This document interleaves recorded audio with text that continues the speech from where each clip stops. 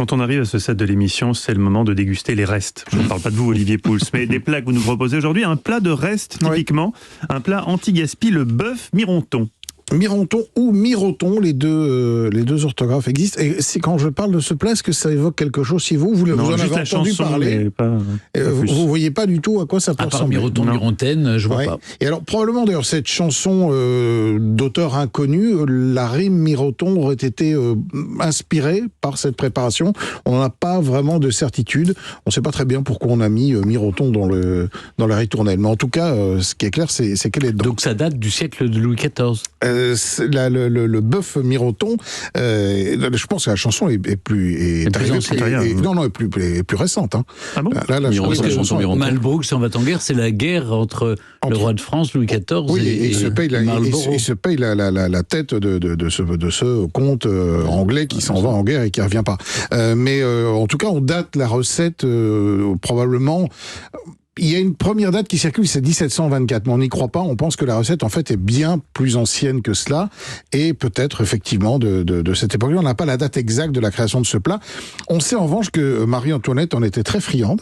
Elle mangeait des restes, Marie-Antoinette. Alors, elle mangeait des restes, et elle partageait, paraît-il, sa recette, qu'elle réalisait plutôt pas mal, avec ses courtisanes. Alors, elle ne savait même pas où était la cuisine. Hein.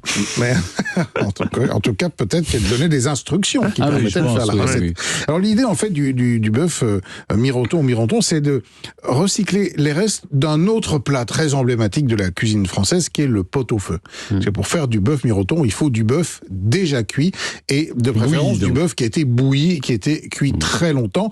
Et à l'époque, comme on n'avait pas de moyens de conservation des restes, quand il restait quelque chose, il fallait se dépêcher de le préparer, il fallait le faire dès le lendemain, parce que sinon, évidemment, ça se gâtait.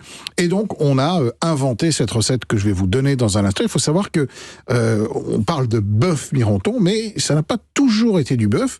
Et en 1870, pendant le fameux siège de Paris, on a quand même mangé un peu tout ce qu'on a pu. Non, c'était du cheval. Du cheval. Ouais, on faisait du cheval mironton. Vous avez déjà mangé du cheval? Jamais, non. Goûter une fois, c'est dégueulasse. Enfin, je peux pas. Moi, j'ai l'idée de manger du cheval. C'est comme si je mangeais mon chien. Ouais, je comprends qu'évidemment, il y a un petit problème, mais d'un point de vue gustatif, c'est pas mal. Surtout, c'est une très bonne viande. Elle est très maigre. Il y a beaucoup d'énergie, beaucoup de fer dedans. Enfin bref, c'est pas l'objet de cette chronique. On va revenir à la recette de notre fameux bœuf mironton. Donc, de la viande de bœuf qui était cuite, type pot-au-feu, que vous allez récupérer tout simplement. Il faut 3 oignons, des cornichons, 50 centilitres de bouillon de bœuf, ça on peut le trouver ou l'acheter, un petit trait de vinaigre, farine, beurre, concentré de tomate et chapelure. Donc on va faire une sauce en coupant les oignons en petits morceaux, on les fait revenir, on les fait joliment colorer dans le beurre. Quand ça chantonne, on rajoute une cuillère de farine, on mouille avec le bouillon et un petit trait de vinaigre, ce qui donne le peps, on laisse réduire, on laisse épaissir un petit peu cette sauce, on rajoute le concentré de tomate, les cornichons coupés en petits morceaux, et pendant ce temps, on va récupérer notre bœuf froid, donc on va tailler en jolis morceaux de taille tout à fait raisonnable, hein, pas trop petit quand même. On pose ça dans un plat, on vient verser notre sauce mironton par-dessus, un petit peu de chapelure, et on passe ça au four pendant quelques minutes, juste pour faire gratiner la chapelure. Et puis, voilà, on a cette sauce au bœuf avec la petite pointe de cornichon dedans.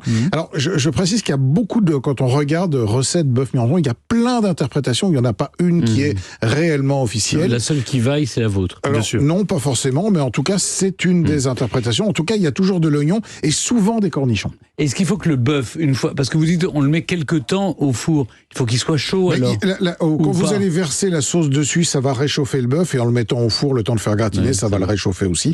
Et puis c'est une viande de bœuf qui a été bouillie et cuite comme ça longtemps, elle s'effiloche, et il y a une texture que moi je trouve plutôt agréable et sympathique. C'est très moelleux à manger.